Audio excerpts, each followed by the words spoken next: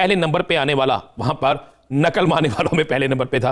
किस किस तरीके से हुआ, यानी कोई सोच नहीं पहले सकता था कि पब्लिक सर्विस कमीशन के अंदर भी यह मामला होगा। मेरिट की धज्जियां उड़ाई जाती हैं। हुकूमत तो इस तगोदो में है कि मेरिट को बहाल किया जाए और किसी भी शय को बालाए ताक रखते हुए मेरिट पर फैसले किए जाएं, लेकिन पब्लिक सर्विस कमीशन के अलावा भी दीगर बहुत से इदारे हैं जहां पर मेरिट से हटकर तकर्रियां होती हैं, तायुनातियां होती हैं, भर्तियां होती हैं, इंकशाफात होते हैं, लेकिन उन इंकशाफात के बाद सजाएं कितने लोगों को मिलती हैं, यह भी एक सवाल है।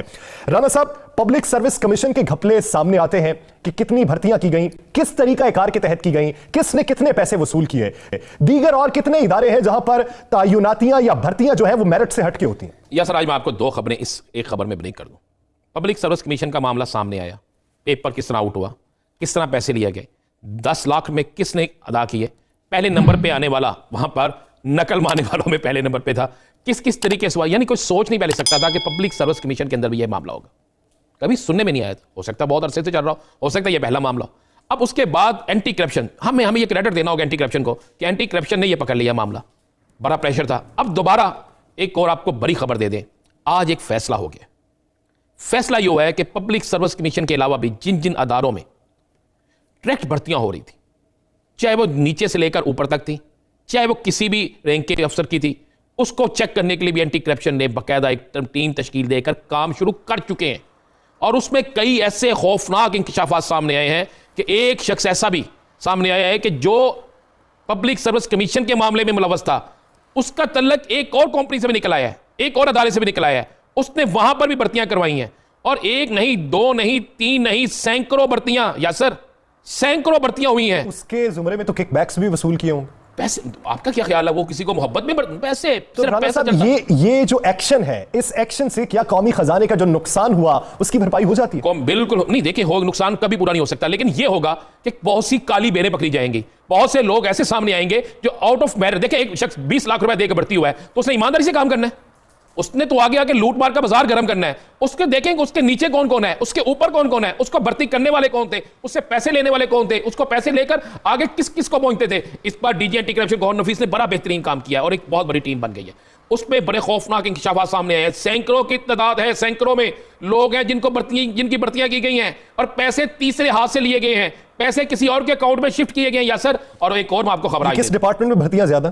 पुलिस डिपार्टमेंट है और सरकारी महकमे है। आपकी मेरी सोच से ज्यादा है, मैं तो परेशान हो गया हूं। आज मैंने जब वो समरी पढ़ी, आज जब मैंने वो लिस्ट देखी, क्योंकि लिस्ट हम सामने इसलिए ला सकते कि अभी उस पर इंक्वायरी कार्रवाई हो रही है, कार्रवाई से पहले लिस्ट सामने लाएंगे तो यसर कई लोग भाग जाते हैं। उसके बाद एक और आपको आज बड़ी खबर दे दूं, एंटी करप्शन एक और काम किया जिसपे हमारी बरादरी के लोग भी निकला है, सहाफी भी निकला है, एलडीए खुद एंटी करप्शन, इसमें बाकायदा दो ये ऐसे इदारे हैं जहां, और पटवार सर्कल, ये एक ऐसा थे जहां पे बेइंतहा करप्शन हो रही। हो क्या रहा था कि नाम नहाज सहाफी जाते थे, एलडीए का अफसर साथ शामिल होता था, किसी के खिलाफ एप्लीकेशन दी जाती थी, एक झूठी खबर लगाई जाती थी, वहां पर छापा पड़ता था, फिर लेन देन होता था, पैसे आपस में लेन देन, वही सहाफी बैठ के बीच बचाव कराता था, मुकमुकाव कराता था। उसके बाद क्या होता था, जब देखते थे कि कोई सरकारी अफसर बात नहीं मान रहा तो उसके खिलाफ, कई एक्सियंस के खिलाफ, कई ठेकेदारों के खिलाफ, कई मुख्तलिफ लोगों के खिलाफ, जब वो पैसे नहीं दे, जो शरीफ थे, जो बेचारे पैसे नहीं देते थे, मतलब एक नाम उस लिस्ट में मैंने देखा, एक एक्सियन का नाम था, मैं नाम नहीं लेता उस एक्सियन का, बेचारा लाहौर से तलक रखता है, उसके खिलाफ बेचारा इसलिए है कि उस सारी इंक्वायरियों में वो बेगुनाह हो गया। लेकिन मजे वाली बात यह है कि उसकी जान पैसे देके छूटी, क्योंकि एंटी करप्शन में ये शख्स ने एप्लीकेशन दी थी, उसके साथ एंटी करप्शन का भी एक बंदा अफसर मुलव्वस था।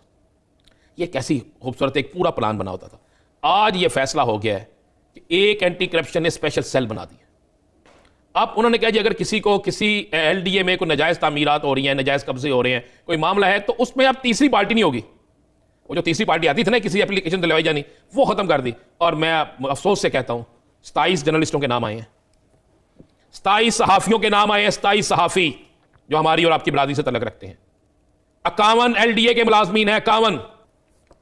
उसके अलावा 16 वो अफराद हैं जिनका एंटी करप्शन से तल्लुक है, और एंटी करप्शन के अंदर बड़े बड़े तगड़े लोग, इसके अलावा दीगर माफिया के लोग, फिर एंटी करप्शन के बाहर बैठा अमला, ये सब है। लेकिन इस पर फिर मैं कहूंगा एंटी करप्शन ने बड़ी तरीके से, डीजी एंटी करप्शन ने टीम तश्कील दे दी है। इसमें एफआईए को भी रख रहे हैं, इसमें चंद एक ऐसे इंटेलिजेंस इदारों को भी रख रहे हैं जो उनकी मदद करेंगे।